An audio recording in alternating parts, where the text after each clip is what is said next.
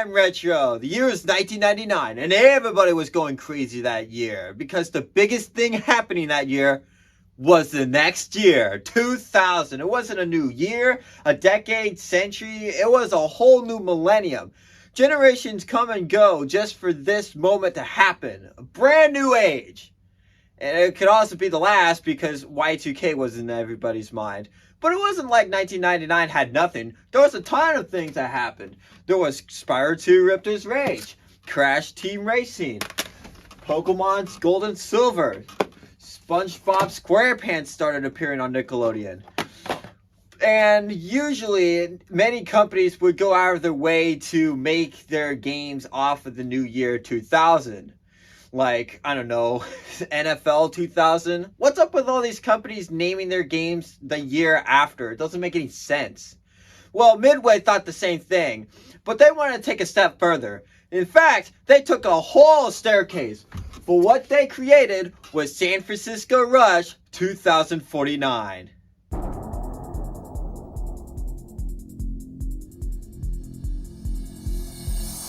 Developed and published by Atari Games and Midway, Rush 2049 was released in arcades on October 1999, or September 1999, or August 1st. Either way, it was released in 1999. The game was ported to the Sega Dreamcast, Nintendo 64, Game Boy Color, and was re-released on the Midway Arcade Treasures 3, making it available for the PlayStation 2, Xbox, GameCube, and PC. There will later be two alternate arcade machines of Rush 2049 called Tournament, which included more tracks and cars and had an online mode that links you against others at the same time until the online got shut down. And a special edition, which is made by Betson Enterprises, that would be the same as the tournament version, but without the online capabilities. An interesting fact about the arcade machine, it was the last one made under Atari and Midway. Well, it's been 25 years since release, and 25 years till we get there, so does this game still hold up now? Well, there's only one way to find out.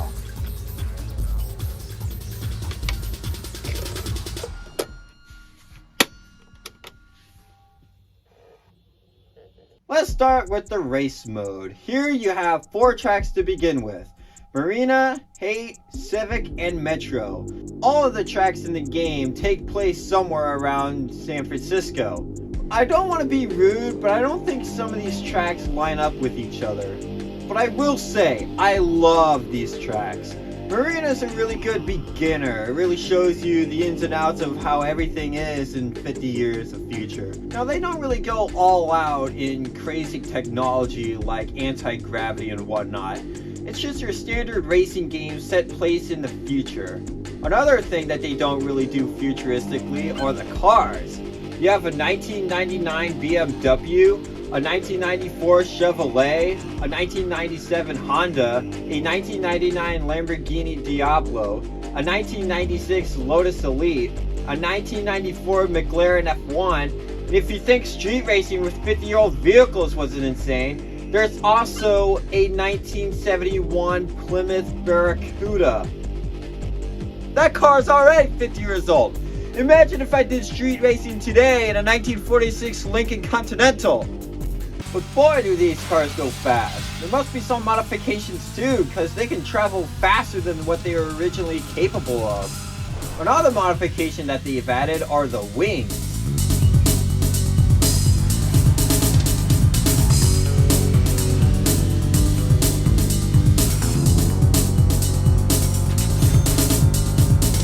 They only help control the rotation mid-air, but that's a huge step up from the other Rush games. And it's very helpful in the stunt mode, but we'll talk about that later. One thing I would like to point out before going any further is that I love the music in this game. It's all futuristic and techno. It makes everything really stand out. I kind of forgot to turn off the music while recording footage for this game because the music is just that good. It might be the best music for a racing game ever. There's a lot of settings in the racetracks. You have reverse mode, mirror mode, you have fog, wind resistance, You also have the player difficulty and death mode, where if you or other opponents die just once, you lose the game. Shoot, shoot, shoot, shoot, shoot! Man, you will die a ton in this game. Now, I've played this for quite a while now, but even still, I would get myself killed. If you crash just once in a race, you're almost guaranteed in not winning. It doesn't matter how low you put the difficulty for the other racers. You're just barely faster than everyone else. One slip, and down the hole you fall. Metro might be the hardest track of them all. You have these really sharp turns, like 90 degrees, to even 120. Oh, and don't forget about the train and trolleys that roll across the roads. In order to unlock more tracks, you must complete the beginner circuit, which is every track forward and backward. If you beat the circuit in 3rd place or higher, you'll unlock mission and intermediate circuit. Complete that and you'll unlock the last track, Presidio, and advanced circuit. If you beat the advanced circuit, you'll unlock the extreme circuit, which consists of 24 races. How is that possible? By making you race every track forward, backward, mirrored, and backwards mirrored. If you do the math, you have to beat tracks like Civic or Metro 10 times in order to beat all the circuits. If that isn't repetitive enough, I don't know what is. But it's not like you need to beat Extreme Circuit. I mean, heck, you don't even need to beat Advanced Circuit either. Just those first two and you got everything you need from them. There are secrets in this game that could help you. You have these buttons that you can turn on with varying results, from either opening up ramps and entrances to activating traps to others or even yourself. See that smiley? They knew what they were doing. You can also find secrets and shortcuts if you venture a little off the road. Like this one in Metro, where you can just turn on this street and save a lot of time.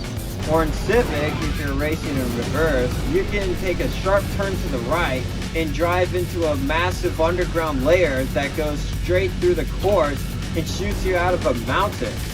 While others are so challenging that for beginners, it's completely impossible. Not to mention that many of the secrets are barely faster than the regular route. There's another aspect that I want to mention, the coins. You have 16 coins in every track, and they can range from being pretty easy to maybe the most cryptic secret I have ever seen. In Hate, you have to hit this lava lamp at the right speed and angle. In Civic, you have to go into a building, take a far right, and then try to land onto this building over here. In Hate, you also have to drive into a tunnel, slow down, and get onto this platform, locate a secret entrance, and boom, you found the boost room, the most cryptic room of them all. How am I supposed to find this while racing? In fact, how is anybody supposed to find this? But by far the worst coin in the game is this one in the mission.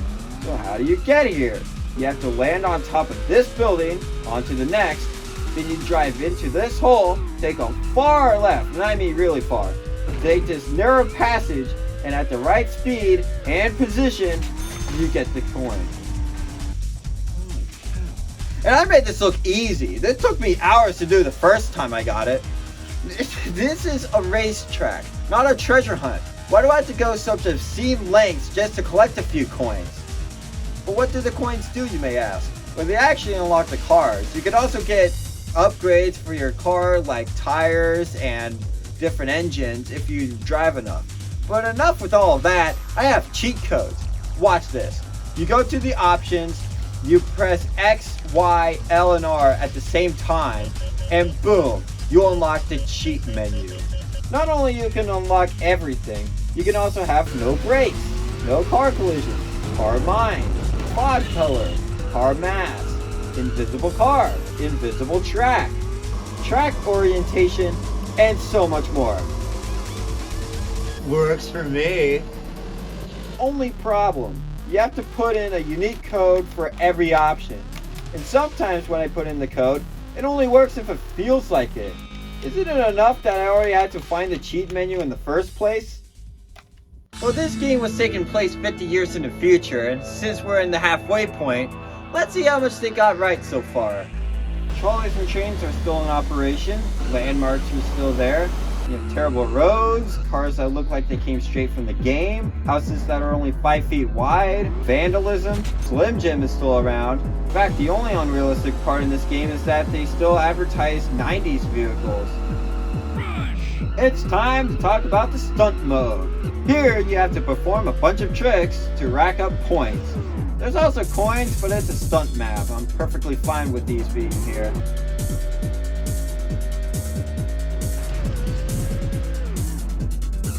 Holy cow, did you see that? He went through 11 G's of force right there, and he's perfectly fine? Let's see what it's like in first-person view. Holy cow, I don't even know where I'm going with this thing.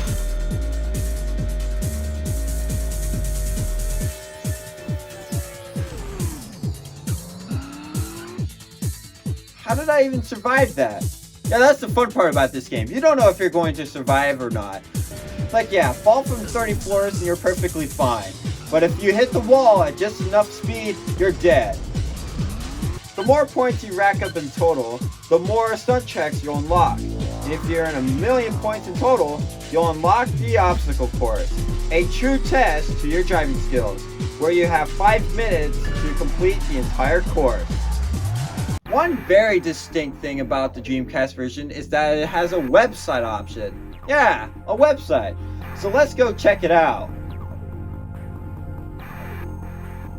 Well, I guess I can't do that. If you have more controllers, you can race against a friend, or you can battle it out in battle mode, where up to 4 players can fight to the death against one another, if you have more controllers. Which I unfortunately don't, but I do have one system that has a bunch of controllers, the Nintendo 64. Let's try this out.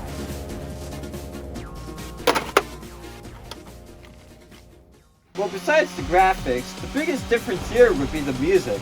Almost every song in the game has been replaced, except for Garage, which is the best song in the game, but it's played default on hype rather than mission. I kind of like the music in this version though. It seems more calm and relaxing other than like 100,000 beats a second. But I will say that Presidio's theme is a huge downgrade. Also, this game is relatively darker than the Dreamcast version, so some parts in Presidio is going to be really hard to save. Speaking of Presidio, the entire course wouldn't work unless you have the expansion pack for the Nintendo 64. Other things that you need the expansion pack for would be the enhanced effects, rim selection, more moving objects, and most importantly, music in race mode. Wow, this game can barely run in the first place. Now I have a big problem with the Nintendo 64, and it's very prominent in this game. If you want to save the game, you need to put in a memory card, not in the console, but in the controller. And all the progress is only saved for that controller. So if you go to a friend's house, they'll have all the upgrades and you are left in the dust. The game allows a rumble pack so that you can feel the vibration, but you have to plug it in where the memory card is. If you unplug the memory card at any point before starting the race, the game boots you back to the player settings. So you have to remove the memory card and put in the rumble pack in basically 3 seconds. You'd think Nintendo would release an improved version on that controller if pre-built Rumble came later on in its console life, but no, you're stuck with this. Not even third parties, as far as I know, even tried to put Rumble Pack inside the controllers. I mean, gee whiz. At least the Sega Dreamcast didn't have this problem because there's already 2 ports for it. And the PlayStation is probably better because you put the memory card in the console. And that was made a year before the other 2. Alright, other differences in this game is that none of the tracks have names for some reason. But you also have more customization for your car. Ah, sweet. Now I can have 32,768 different paint jobs rather than the usual 8. Alright, now we talk about the multiplayer, where we need a second player. Hey, you! Take this controller. Yeah, stay. Yeah, you take it. Now we're gonna show you how this game is played. Battle mode. Your goal is to kill other players in order to win. You have a bunch of different weapons to try out, like landmines, grenade launchers, missiles, machine guns, and thermonuclear rammers. You can unlock more arenas by getting more points in battle mode. Why do they have to be unlocked? Hey dude, I need to gain access to more battle arenas, so do you mind if I kill you for 1,000 times? Sure! If you have a party, this would be a great game to have for entertainment.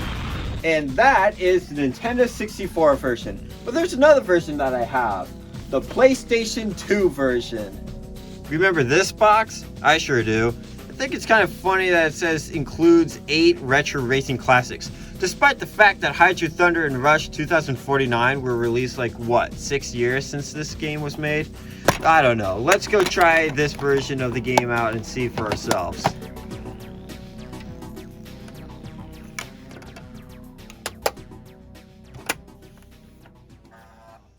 Already off the bat, the first difference I see is that the startup music is pitched down by a whole lot compared to the Dreamcast version. Some of the sound effects and graphics are different. I mean, look at the grass. It just looks like static. But another interesting difference is that the Slim Jim advertisements are taken down and have been replaced by the Midway logo. Guess they didn't see this coming. The game also seems to run slower. The loading times are longer, and the entire race is actually slower, especially if you have all 6 racers right next to each other. Well, that is nothing that the jumper cables can't fix.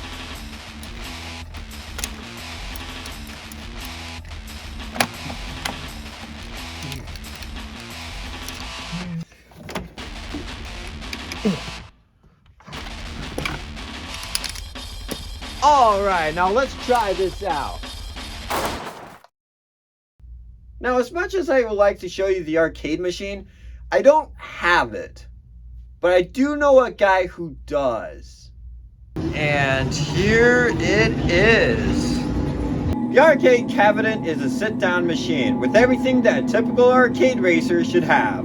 View buttons, music, an abort button, which is just a quick respawn button, and a gear shift for all those tryhards out there. It also includes a number pad where you can enter a number so you can save your progress for later. There are 3 tracks to choose, or 5 if you hold down one of the view buttons. But yeah, the 5 tracks that you have are Marina, Hate, Civic, and Metro. But there's also Alcatraz.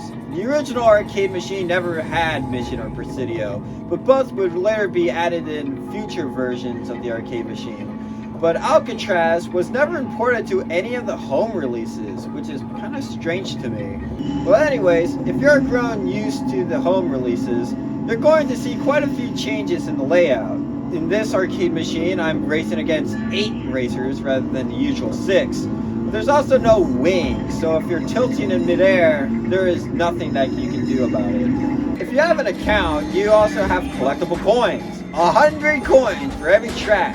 Now thankfully they're much easier to obtain, but again, this is an arcade racing game, with a strict time limit too. You won't have enough time to wander off to find some coins, and because this is an arcade machine, you would need quarters if you want to play again. Now fortunately this cabinet is play for free, but still, if you collect enough coins, you unlock more cars for your account.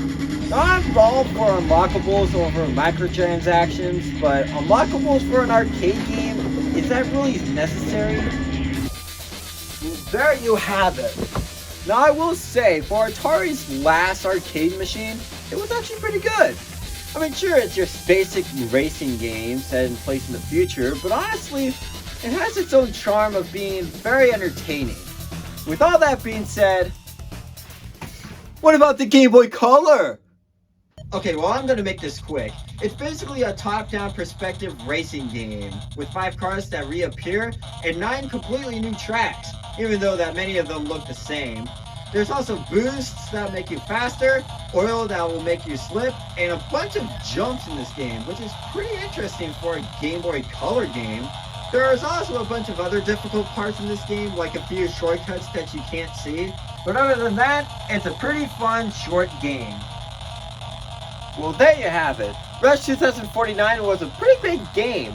I prefer the Dreamcast version over all the other versions I've talked about in this episode. And well, it is very tedious. I think once you get the hang of it, it can be a whole lot of fun. And Battle Mode is a really fun party game. I'd give this game a low 8. Well, there you have it. 25 years from then, and we're 25 years until then. But for now, I'm Retro, and I'll see you all next time.